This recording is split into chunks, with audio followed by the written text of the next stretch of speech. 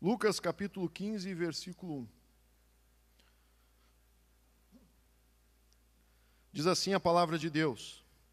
Eu acredito que colocaram. Não colocaram no telão. Tá. Lucas capítulo 15, versículo 1. Aproximando-se de Jesus, todos os publicanos e pecadores, para ouvir, e murmuravam os fariseus e os escribas, dizendo: Este recebe pecadores e come com eles. Agora vamos ler o versículo 32. Entretanto, era preciso que nos regozijássemos e nos alegrássemos, porque esse teu irmão estava morto e reviveu, estava perdido e foi achado. Se você puder inclinar a sua cabeça, sentado mesmo, vamos orar a Deus. Senhor Jesus, eu te dou graças pela tua palavra, Senhor, que é tremenda, maravilhosa, Senhor. Espero, Senhor, poder explanar aquilo que o Senhor tem colocado em meu coração e que o teu Espírito Santo possa esclarecer, Senhor, os meus irmãos, a tua palavra que é tremenda, Senhor. Tua palavra é poderosa, Deus, é santa, pura, é eficaz, Senhor. É o que eu te peço em nome de Jesus e para a glória do teu nome. Amém. Glórias a Deus. Meus irmãos, eu gostaria de nesta noite pregar a respeito de um capítulo bíblico que é o capítulo 15 do livro de Lucas. O capítulo 15 do livro de Lucas, sem sombra de dúvidas, é um dos capítulos da Bíblia Sagrada mais lindos que foram escritos. Eu, particularmente, para mim, o evangelista Lucas é o maior escritor bíblico. Eu considero ele como o maior escritor bíblico. Se fosse ficar com um escritor na Bíblia Sagrada, eu ficaria com Lucas, porque o Lucas escreveu o Evangelho de Lucas e também escreveu Atos dos Apóstolos. Se eu ficasse com Paulo, eu não teria os Evangelhos. Então, perderia muito sem os Evangelhos e Lucas me traria esse Evangelho. Mas, graças a Deus, temos Paulo, temos Lucas, temos tantos outros escritores que vão para a mesma linha de entendimento, que é a linha da salvação e de um Deus querendo se relacionar conosco. Aleluia, glórias a Deus. O capítulo de Lucas é um capítulo muito estudado por grandes homens de Deus, mulheres de Deus, é um capítulo extraordinário. Jesus, ele começa o capítulo de Lucas falando sobre algo que eu não consigo ainda entender a dimensão. Estou meditando neste capítulo há algum tempo e tem muitas coisas que eu ainda não entendi, mas eu quero passar para os irmãos aquilo que eu alcancei já da parte de Deus a respeito disso e vendo tantos outros estudiosos a respeito disso. Veja que interessante, antes de começar o 15 já termina o 14. Claro, antes de começar o 15 termina o capítulo 14. O capítulo 14 termina assim: quem tem ouvidos para ouvir, ouça. Olha que interessante, Jesus diz: quem tem ouvidos para ouvir, ouça. E Jesus está ali então falando e trazendo esse entendimento de que as pessoas têm que ouvir, é algo que eles devem depositar a atenção, porque são as palavras de Jesus. E aqui então ele começa a falar para os publicanos e pecadores. E a Bíblia diz que ele dizia a todos quem? Publicanos e pecadores. A todos aqueles que viviam uma vida de pecado, que estavam numa vida difícil, numa vida complicada, e ele estava ali então para pregar para aquelas pessoas, para os pecadores. Mas também havia um outro grupo de pessoas ali, que eram os fariseus e escribas, os religiosos, os legalistas, aqueles que são pessoas que por fora têm aparência, mas por dentro estão podres como um sepulcro caiado. Eles estavam ali. E a Bíblia diz que eles murmuravam, irmãos. Murmuravam, dizendo: olha só, Jesus gastando o seu tempo com pecador. Jesus gastando o seu tempo com desvalido. Jesus gastando o seu tempo com pessoas que não valem nada. É isso que eles estavam murmurando ali. Era a murmuração. E a murmuração, meus irmãos, é uma coisa horripilante. A murmuração é como uma praga que se estende e contamina, é mais contagiosa que o coronavírus. A murmuração é terrível e mais letal. A murmuração. Então estava murmurando, os fariseus estavam murmurando. É interessante que a murmuração é tão contagiosa que uma certa feita em João, uma mulher foi fazer algo para Jesus, Maria, e ela derramou aquele perfume sobre Jesus como um gesto de gratidão. E quando ela derramou aquele perfume sobre Jesus com um gesto de gratidão, a Bíblia diz que Judas começou a murmurar do porquê que aquela mulher gastou um perfume puro de nardo que valia 300 denários, ou seja, quase um ano de trabalho, gastou ali com Jesus, em vez de dar o dinheiro, vender e dar o dinheiro para os pobres. Mas a Bíblia diz, só que ele disse isso não porque ele se preocupava com os pobres, mas porque ele era ladrão, a Bíblia diz. Então o murmurador, assim, ele está na carne, ele está com intento no coração, mas ele vai lá e murmura. E a Bíblia diz em Marcos e em Mateus que os discípulos murmuraram também. Ou seja, Judas começa a murmuração, se espalha e os discípulos agora começam a murmurar por que aquela mulher fez aquilo. Isso aqui que Jesus respondeu? Ela fez o que ela pôde. Ela fez o que ela pôde. Às vezes a gente faz o que a gente pode e tem gente que murmura da gente. Às vezes um pastor faz o que ele pode, um irmão faz o que ele pode, e as pessoas vão lá e murmuram. A murmuração é uma praga que contamina e destrói a vida das pessoas. Quem entendeu, diga amém. Glórias a Deus. E estavam ali então os religiosos murmurando.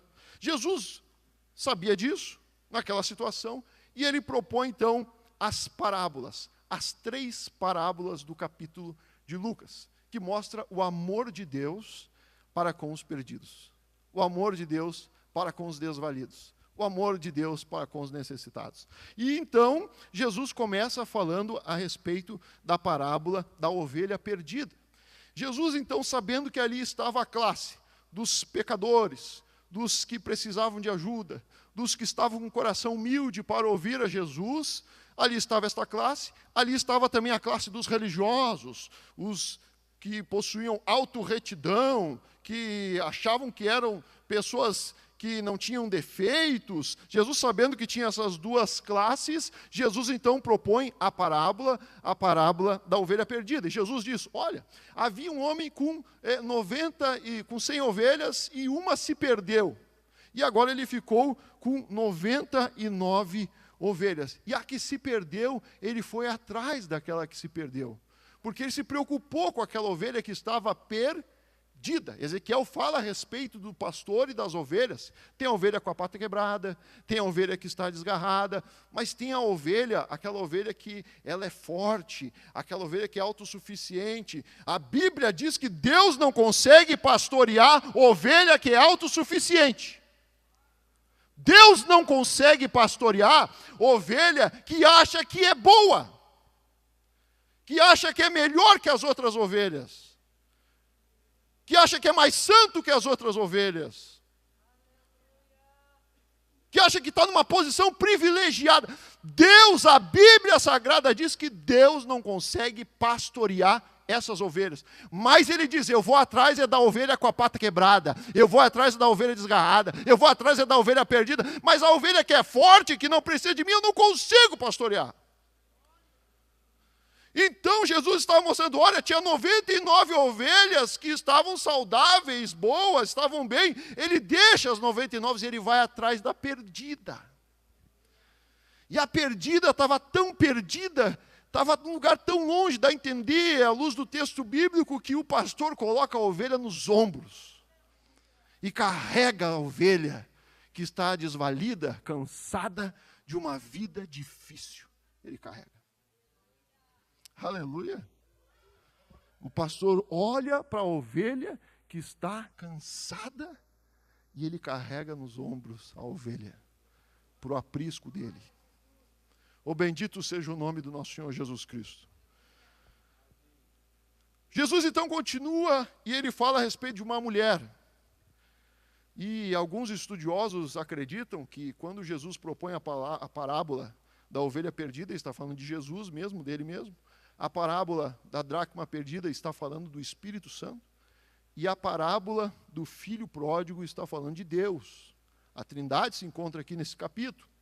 E aqui então Jesus ele começa a falar da mulher que tinha 10 dracmas. É a única vez no Novo Testamento que a gente ouve a palavra dracma, porque foi escrito por Lucas. Lucas era um grego, foi o único não-judeu escritor na Bíblia Sagrada. Lucas, ele era grego, então ele fala da dracma, que é o mesmo valor do denário romano. E aqui ele fala então da mulher que tinha 10 dracmas na sua casa. Também alguns estudiosos acreditam que Jesus usou o exemplo da mulher, porque naquele público de pecadores ali haviam as mulheres, e ele também queria trazer uma mensagem para as mulheres. E ele diz que esta mulher tinha 10 dracmas e uma se perdeu dentro de casa. A Bíblia Sagrada diz que ela acendeu a candeia, por isso que os estudiosos entendem que aí está o Espírito Santo. Acendeu a candeia para iluminar a casa. Por que iluminar a casa, irmão Vinícius? Porque a casa estava escura. E por que a casa estava escura? Porque provavelmente a mulher era uma mulher humilde, pobre. Porque as casas pobres em Israel não tinham janela, a luz iluminava pela porta. Então era uma mulher que necessitava daquela dracma, e aquela dracma estava perdida. Então ela começa a procurar aquela dracma, Jesus está dizendo, olha, eu estou procurando os pecadores, eu estou procurando os necessitados, eu estou procurando os que se perderam. As outras 9 dracmas não estão perdidas. E a Bíblia diz que aquela mulher acha a dracma. E olha o que ela diz que ela reúne as amigas, por isso que os estudiosos entendem que é para as mulheres essa mensagem. Ela reúne as amigas, e no texto grego é feminino, as amigas e também as vizinhas, mulheres, para contar da maravilha que foi ter achado a dracma perdida. E Jesus disse, olha, maior alegria tem no céu, nos anjos, do que aquele que achou a ovelha perdida e fez uma festa com os amigos para se alegrar com a ovelha perdida, do que esta mulher que achou a dracma perdida, que para ela era muito necessário. Olha, maior festa há no céu quando um pecador se arrepende. Oh, bendito seja o nome do nosso Senhor Jesus Cristo. Oh, glórias ao nome do nosso Senhor Jesus Cristo. E então agora, Jesus Cristo, ele traz a parábola do filho pródigo. E ele começa a explicar essa parábola, irmãos, que talvez seja a parábola mais linda que Jesus já tenha falado. É a parábola do filho pródigo. É tão linda, irmãos, mas tão linda que é uma parábola muito estudada, e um escritor famoso, melhor, um pintor famoso, o nome dele é Rembrandt. Não sei se os irmãos conhecem Rembrandt, mas é um pintor muito famoso, é um dos maiores pintores europeus, e certamente o maior pintor da Holanda, Rembrandt do século XVII. Ele pinta alguns quadros. Eu gosto de alguns quadros dele, principalmente na área médica, ele pinta alguns quadros, né, aulas de anatomia. E eu também não sei apreciar muito quadro, mas eu acho bonito, aquilo ali que eu vejo. Tem coisa que eu acho feia. Tem gente que diz que é arte, eu não consigo ver arte, mas enfim, eu vejo o que eu consigo ver. E ele pinta um quadro que é lindíssimo. Depois desse culto aqui em casa, você coloque no Google, procure na internet, o quadro de Rembrandt, O Filho Pródigo. É um quadro muito lindo, onde mostra o pai abraçando o filho de joelho, mostrando a parábola do filho pródigo. E é interessante essa parábola do filho pródigo, que Jesus está dizendo novamente duas classes de pessoas. O filho pródigo, o irmão mais novo, e o irmão mais velho, o religioso, o que estava na casa do pai. E olha que interessante, que a Bíblia diz que o irmão mais novo, o mais moço, ele disse ao pai, dai-me a parte dos bens que me cabe. E ele lhes repartiu os haveres. Oh, bendito seja o nome de São Jesus. A pergunta que eu faço para os irmãos é a seguinte: por que o filho saiu de casa? Por que o filho saiu de casa? Por que pobreza? Por que o filho saiu de casa? Lá tinha tudo na casa dele. Tinha tudo na casa do pai. Por que o filho saiu de casa? Sabe por que o filho saiu de casa? Porque o filho estava insatisfeito na casa do pai. Sabe por que o filho saiu de casa? Porque ele estava infeliz. E por que ele estava infeliz? Porque ele estava insatisfeito. E a insatisfação é um mal que está no coração do homem. O homem é insatisfeito. Ele é insatisfeito. O homem, ele não se contenta com aquilo que ele tem. Oh, bendito seja o nome do Senhor Jesus. Deus vai lá, abençoa, irmãos. Dá para a pessoa uma casa. Passa algum tempo, ele já começa a ficar insatisfeito com a casa. Deus abençoa, dá para ele um casamento, dá um marido que trabalha, esforçado. A mulher vai lá e fica insatisfeita com o casamento e acha que lá fora vai encontrar algo melhor. É sempre assim. Tem um ditado que diz no mundo, a grama do vizinho é mais verde. É sempre assim. A gente sempre acha que lá fora as coisas são melhor. Aí casa com a esposa, uma esposa íntegra, uma esposa que o ama, que o cuida, e ele vai lá e fica insatisfeito com a esposa que tem, e acha que vai ter felicidade com outras mulheres. Aí então ora por um trabalho, aí Deus dá um trabalho, passa 6 meses, já está insatisfeito com o trabalho, porque a insatisfação é um mal que cerca o ser humano. E aí ele pede uma igreja para congregar, onde se prega a verdade, onde se luta pelo reino de Deus, e ele fica na igreja, passa um tempo e fica insatisfeito com a igreja que ele está. Esse é um mal que está no ser humano. E a pessoa que é insatisfeita, ela é triste. E a insatisfação antecede a murmuração, a reclamação injusta. Oh, bendito seja o nome do Senhor Jesus. Nada mais presta, nada funciona, ele não consegue ter alegria no coração. E a alegria é fruto do Espírito Santo. E a insatisfação quer nos pegar, irmãos. Mas a Bíblia diz que a alegria é fruto do Espírito. Quando nos enchemos do Espírito, nos enchemos de alegria e deixamos de ser insatisfeitos. Começamos a valorizar aquilo que temos nas nossas mãos. Se Davi fosse insatisfeito com o que ele tinha nas mãos, ele não derrubava um gigante com uma pedra. Oh, bendito seja o nome do Senhor Jesus. Aleluia. Oh, bendito seja o nome do Senhor Jesus. A insatisfação vem da ingratidão. Tem pessoas que não conseguem ser grata a nada. Nada. Nem um copo d'água consegue agradecer, nem uma carona consegue agradecer, nem um bom dia consegue agradecer, não agradece nada, ingratos de coração.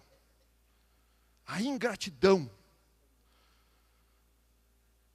Eu nunca vi uma pessoa grata murmurar. Eu nunca vi. Eu nunca vi uma pessoa feliz, grata, fazer isso aqui, ó. Puxa vida, que igreja abençoada. Ah, que pastor amado. Eu nunca vi ninguém fazer isso. Eu nunca vi a pessoa murmurar sendo grata. Quem é grato a Deus, quem é satisfeito com aquilo que Deus dá, é uma pessoa feliz. E a satisfação não depende do que é externo, mas depende do que é interno. Porque quando a pessoa é insatisfeita, tu pode dar carro, tu pode dar casa, tu pode dar trabalho, tu pode dar tudo. Ela continua insatisfeita porque é uma condição dela. Não depende do meio externo. Oh, aleluia. Mas quando ela está cheia da glória de Deus, aleluia. Sabe o que ela faz, irmãos? Ela vai para a cadeia, como o apóstolo Paulo foi, e escreve uma carta aos filipenses, como foi lido pela irmã Franciele dizendo: regozijai-vos sempre, regozijai-vos. Pastoreia a igreja dentro da cadeia, de tão alegre que ele é com Deus, ao ponto de o meio externo não influenciar quem ele é por dentro, porque ele é grato a Deus. Preso, ele diz: regozijai-vos sempre, sempre, não é uma vez que outra, sempre, regozijai-vos. Oh, bendito seja o nome do nosso Senhor Jesus. Aleluia. Quem pode dar uma glória a Deus aí, irmãos? O irmão Marcos trouxe a palavra da oferta e falou da gratidão. A gratidão. Sabe o que Jesus diz? A Bíblia diz, Deus diz, por intermédio do apóstolo Paulo, ele diz assim, ó: quando vocês forem ofertar, oferte com alegria, e não por constrangimento, porque Deus ama quem dá com satisfação. Porque Deus ama quem dá com alegria. Aleluia, aleluia. Deus ama aquele que diz assim: não, Deus, eu reconheço, tu é demais para mim, Senhor. Deus, eu tenho muito mais do que eu mereço. Eu estou que nem Jó. Não tem nada que o homem dê que Deus não tenha dado primeiro. Aleluia, glórias a Deus. Oh, louvado seja o nome do nosso Senhor Jesus Cristo. Quem pode dar uma glória a Deus, irmãos? O João Gabriel trouxe aqui a primeira mensagem, e ele falou do mundo. O jovem aqui, insatisfeito com a casa do pai, o que ele quis ver? As luzes que brilhavam no mundo. E ele foi para o mundo e viveu uma vida dissoluta, esbanjou. Pródigo significa isso, esbanjador. O filho esbanjador. Esbanjou, gastou, fez um monte de coisa. Mas sabe o que a Bíblia diz? Que depois de ele ter feito um monte de coisa, veio algo terrível naquele país onde ele estava. E é isso que eu entendo e tento entender e tento refletir na minha vida, para nunca me esquecer de Deus, é saber que as coisas fogem da mão do homem, mas não fogem da mão de Deus. Porque a gente acha que as coisas é de um jeito, mas as coisas são de outro jeito. E aquele filho pegou a herança do seu pai, considerando ele já então como morto, pegou a herança do seu pai, uma coisa incomum. Ele pega a sua parte da herança e acha que a vida é do jeito do que ele pensa. E acha que o mundo é do jeito que ele acredita que é. Mas quando ele vai para o mundo e ele vive aquele curto momento de euforia, de uma alegria momentânea, ele se depara com a realidade do mundo, do sistema falido do mundo, que olha para ti e para mim como um número. Se tu tem algo para oferecer, tu presta. Se tu não tem, não presta para nada. É assim que o mundo te vê. É assim que o sistema te vê. É assim que o fariseu te vê. É assim que o escriba te vê. Para que gastar tempo com essa pessoa que não vale nada? Mas Jesus, ele vai atrás de ti e diz: tu tem valor para mim. Tu não é só um número. Tu não é qualquer coisa. Eu te amo e em prova do meu amor eu entrego a minha vida por ti. Oh, bendito seja o nome do Senhor Jesus. Se tem alguma coisa no mundo, presta. Se não tem, não presta para nada.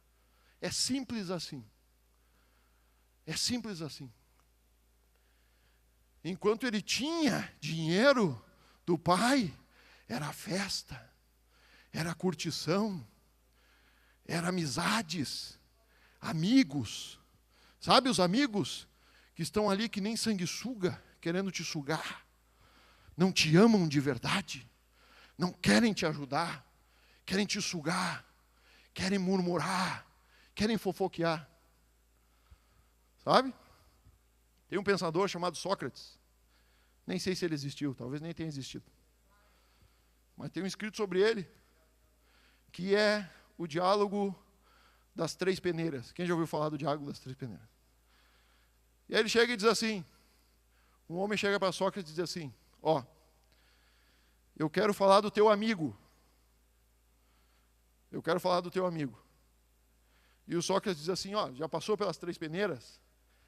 E aí diz, quais as 3 peneiras? Não, quais as 3 peneiras? Vou dizer, primeira peneira, a verdade. A primeira peneira é a verdade. O que tu vai falar do meu amigo, tu tem certeza que é verdade? Aí ele diz, não, me contaram. Não. Tu tem certeza que é verdade ou te contaram? Tem certeza que é verdade? Segunda peneira, o que tu vai falar é bom ou é ruim? Vai falar algo bom ou vai falar algo ruim? Ele, pois é algo que não é bom, né? E a terceira coisa que eu quero te perguntar, vai ser útil o que tu vai falar ou não vai servir para nada? Ele diz, olha, não vai servir útil. Então é o seguinte, não sabe se é verdade, não é bom e tu não sabe se vai ser útil, é melhor, eu vou modificar um final do diálogo do Sócrates, tá? É melhor ficar quieto. Não fala nada, porque não vai ajudar em nada. Vamos usar as 3 peneiras. Então, camarada, ele vem, quando tu tem, ele aparece, quando vem, e quando tu está na ruim, o amigo sumiu. O provérbio diz assim, ó, o homem que dá presente tem muitos amigos. É impressionante. Se tu tem alguma coisa para oferecer, tu tem muitos amigos. Tu tendo para oferecer, agora tu não tem nada para oferecer, tu vai ter poucos amigos. Aleluia. Glórias a Deus. Então você jovem, que assim como eu, vem de uma pobreza assim, sabe? Valoriza os teus amigos da pobreza. Aleluia. Glória a Deus. Valorize o seu casamento aí. Né? Você que batalhou junto. Minha esposa me conheceu lá, estagiário. Todo engraxado lá. O que é? Não entendi. A minha gola tá. Aleluia. Valorize os amigos que você tem nos momentos difíceis. E se alegre com ele nos momentos da bonança. Aleluia. Porque quando esse jovem estava sem nada, não tinha ninguém. Ele estava sozinho. Ele, os porcos e a lavagem dos porcos. Ao ponto de desejar as lavagens dos porcos. Agora, olha que interessante. A Bíblia diz que essa parte aqui é interessante, irmãos. Aqui é para os jovens aqui. Para nós jovens. Ainda sou jovem, segundo o Ministério da Restauração. Está aqui, ó. Então, olha só o que a Bíblia diz. Caindo em si. Ou seja, ele estava fora, como é que diz? Fora da casinha. Caindo em si. Lá na casa do pai, ele ainda não tinha caído em si. Aqui no mundo, na curtição, ele ainda não tinha caído em si. Mas quando chegou esse momento do lamaçal onde ele estava, a Bíblia diz que ele caiu em si, e agora ele entendeu a situação que ele estava. E agora então ele se arrepende, verdadeiramente ele se arrepende. E então, ele vai até o pai e mostra que ele se arrependeu. E sabe qual é a prova de que ele se arrependeu? Agora eu vou mostrar para vocês a prova de quando uma pessoa se arrepende. Ele reconhece que não é merecedor de ser membro da casa do pai, de ser tratado como filho. Estão entendendo? O verdadeiro arrependimento é aquele que faz com que nós reconhecemos que não somos merecedor nem de estar na igreja de Cristo. E que nós estamos aqui pela infinita misericórdia de Deus, que por sinal tem que se renovar toda manhã, porque é a causa de não sermos consumidos. A pessoa, irmão, que diz que se arrependeu, e no outro dia está com o peito estufado, achando que é alguma coisa, não se arrependeu à luz da Bíblia Sagrada. Ele reconhece a sua miséria, ele reconhece que não é merecedor, e ele vai de encontro ao Pai. Tiago 4,8 diz, chegai-vos a Deus e ele chegará a voz. Ele se achegou a Deus, ele foi buscar a Deus. A Bíblia diz que Deus estava esperando ele. Que coisa extraordinária isso, irmãos. Deus está esperando. No trono dele, ele está assim, ó, esperando. Vem, meu filho. Vem, meu filho. Vem, meu filho. Ele está esperando. Porque o primeiro a ver foi ele, foi o pai. O pai estava esperando o filho voltar. O pai estava esperando o filho chegar. Ele estava ali. E ele acordou. E o meu filho vai vir. Ele acordou, meu filho. E quando ele viu o filho, irmãos, não foi o filho que foi correndo em direção ao pai. Foi o pai que foi correndo em direção ao filho. Na parábola da ovelha perdida, quem foi atrás da ovelha? O pastor. Na parábola da dracma perdida, quem foi atrás da dracma? A mulher. E na parábola do filho pródigo, quem foi atrás dele quando viu ele? O pai. Oh, aleluia. Deus está pronto para ir nos abraçar. Mas eu estou sujo, irmãos, ele te abraça sujo. Mas eu estou cheio de pecado, ele te abraça cheio de pecado. Sabe por quê? Que Deus nos abraça sujo? Porque a pureza de Deus nos purifica. A santidade de Deus nos santifica. Quantas vezes, irmãos, evangelizando, chegava um morador de rua e eu dizia, Jesus te convida para estar na casa dele. E ele diz assim, irmão, quando eu melhorar um pouco mais eu vou. Não entendeu? Deus quer que tu vá do jeito que tu tá. Porque Deus quer te purificar. Deus quer te salvar. Deus quer te transformar. Deus quer te transformar numa nova pessoa. Não adianta querer com as tuas forças, é Deus que vai ao teu encontro e te chama para o reino dele. Não adianta dizer, quando eu melhorar, não, vem com as tuas imundícias, que Deus vai te santificar. Oh, bendito seja o nome do Senhor Jesus. Está entendendo o contrário do que a Bíblia ensina. A igreja é lugar para o doente ser curado. Ele não tem que ficar curado para depois ir para a igreja. Eu vim chamar pecadores ao arrependimento e não justos.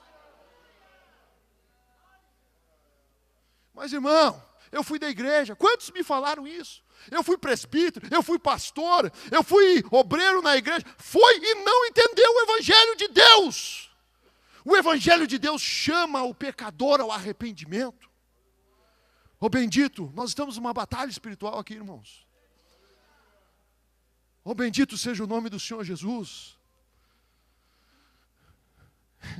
Não é as nossas forças, irmão. Não é, é Deus que vem sobre nós e nos dá algo que é extraordinário, chamado a graça de Deus. Que nos faz dizer não ao pecado, não a uma vida de escravidão. Agora veja que interessante, porque o jovem, quando ele saiu da casa do pai, sabe o que ele pensou? Lá no mundo eu vou ter liberdade. Lá no mundo eu vou ter liberdade, é lá no mundo que eu vou ser livre. E sabe o que aconteceu? Lá no mundo ele foi escravo do pecado, ele foi escravo do vício, escravo da promiscuidade, não conseguia mais dominar a sua própria vida.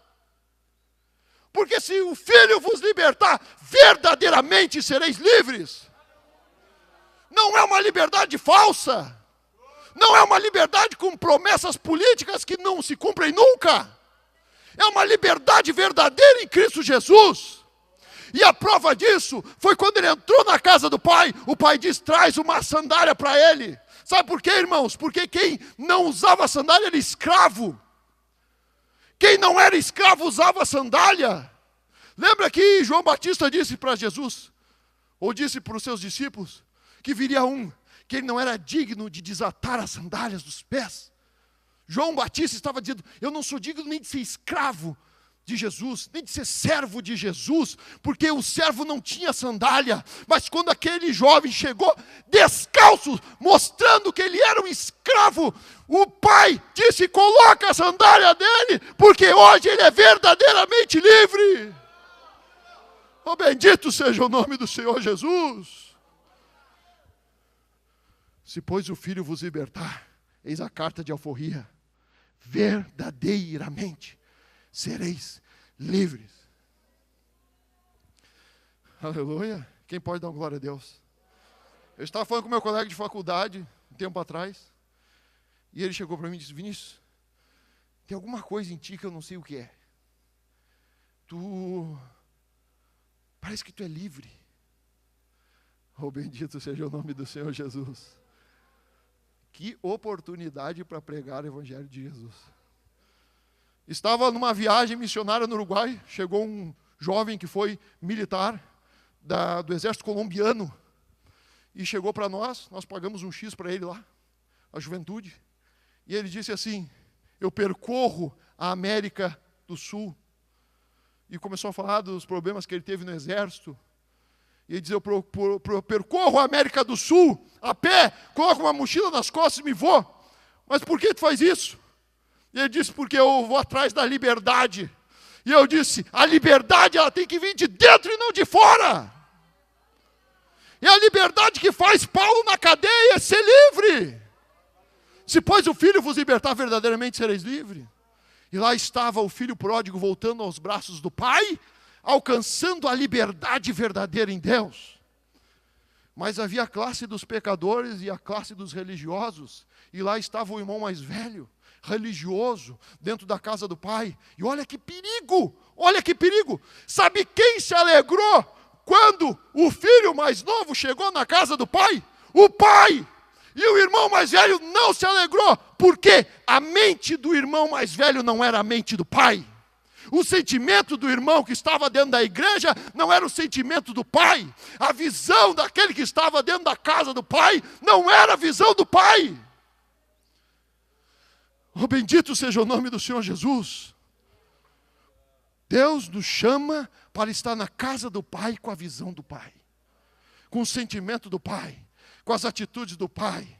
Aleluia. Porque senão nós ficaremos fora da festa do Pai. Vamos nos colocar de pé essa noite. Eu quero te convidar. Se essa mensagem falou contigo, eu quero te convidar para orar por ti. Quero que você venha aqui na frente, eu quero orar por ti. Oh, aleluia. Oh, bendito seja o nome do nosso Senhor Jesus Cristo.